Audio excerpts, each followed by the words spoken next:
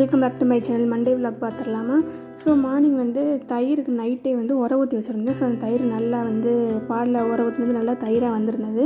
So காலையில் சப்பாத்தியும் உருளைக்கிழங்கு குருமா வச்சுருந்தோம். குருமா மிச்சம் இருந்ததை எடுத்து வச்சுருக்கோம். ஸோ நைட்டுக்கு தோசை ஊற்றினா வச்சு சாப்பிட்டுக்கலாம். ஸோ கருவேப்பிலையில் தண்ணியை ஊற வச்சு அது ஒரு பக்கம் வச்சுருந்தோம். ஸோ மார்னிங் பிரேக்ஃபாஸ்ட்டில் செஞ்சு கிச்சனை க்ளீன் பண்ணியாச்சு. ஸோ அதுக்கப்புறம் குளிக்கலாம்னு சொல்லி ஹேர் பேக் ரெடி பண்ணியிருந்தேன். வெந்தயத்தை வந்து நைட்டே ஒரு ஸ்பூன் போட்டு ஊற வச்சுட்டு நைட்டு ஃபுல்லாக ஊறிட்டு காலையில் எழுந்துச்சி அரைச்சோம்னா அந்த மாதிரி நல்லா பேஸ்ட்டு மாதிரி நம்மளுக்கு கிடச்சிரும்.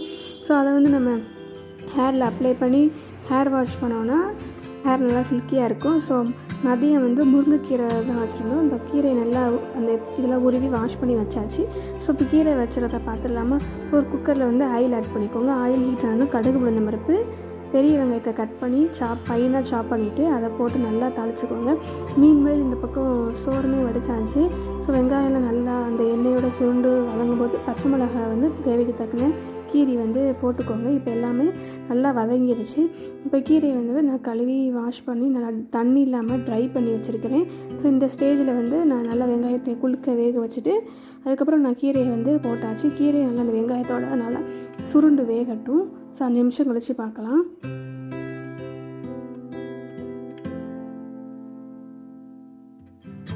கழித்து ஜீரகத்தை நல்லா கையில் நசுக்கி போட்டுக்கோங்க. தேவையான அளவு உப்பு போட்டு நம்ம குக்கரில் வந்து 5 விசில் வச்சு எடுத்தோம்னா முருங்கைக்கீரை ரெடி.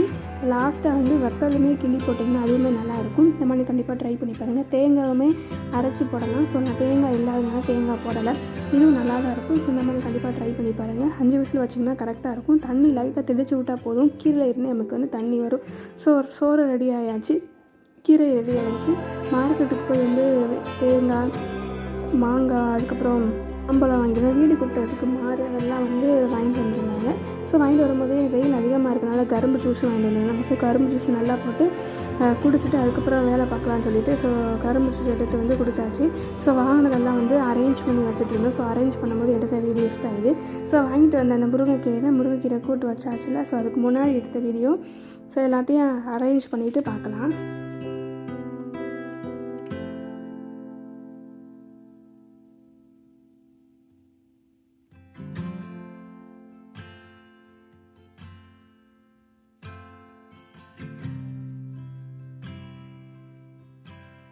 டைம் 2:30 ஆகிடுச்சு. அதுக்கப்புறம் சாப்பிட்றதுக்காக நான் எக்கு ஆம்லேட் பண்ணியிருந்தேன். ஸோ லைட்டாக முட்டையை கீறிட்டு உப்பு சீரகத்தூள் போட்டு ஒரு 2 பக்கம் போட்டிங்கன்னா ரெடி. ஸோ அன்றைக்கி தயிர் சாதம் அந்த கீரை முட்டை ஊறுகாய் தான் பண்ணியிருந்தோம். உங்கள் வீட்டில் நீங்கள் என்ன பண்ணீங்கிறத கமெண்ட்டில் மென்ஷன் பண்ணுங்கள். ஸோ அவ்வளோதான், சிம்பிளாக லஞ்சு முடிச்சாச்சு. ஆயில் வேணுன்னா கமெண்ட்டில் உங்கள் நம்பரை டைப் பண்ணுங்கள், நாங்கள் டெலிவரி பண்ணி வைப்போம். இதோட ரேட்டு வந்து பார்த்திங்கன்னா 90 ரூபா 80 ரூபா கிட்ட ரேஞ்சில் தான் வைக்கிறோம். வேணுங்கிறவங்க கமெண்ட்டில் மென்ஷன் பண்ணுங்கள்.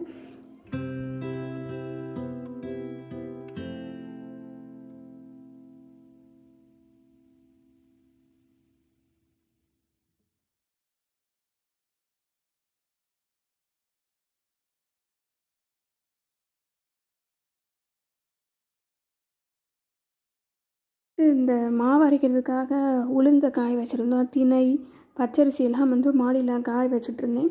ஸோ காய வச்சுட்டு அதை ஈவினிங் தான் எடுக்கணும். ஸோ அதெல்லாம் காய வைக்கும்போது உங்களுக்கு வந்து கிளிப் ஆட் பண்ணியிருந்தேன். இந்த வீடியோ இதோட முடிச்சுக்கிறேன். வீடியோ பிடிச்ச லைக் அண்ட் சப்ஸ்கிரைப் பண்ணுங்கள். தேங்க்யூ ஃபார் வாட்சிங்.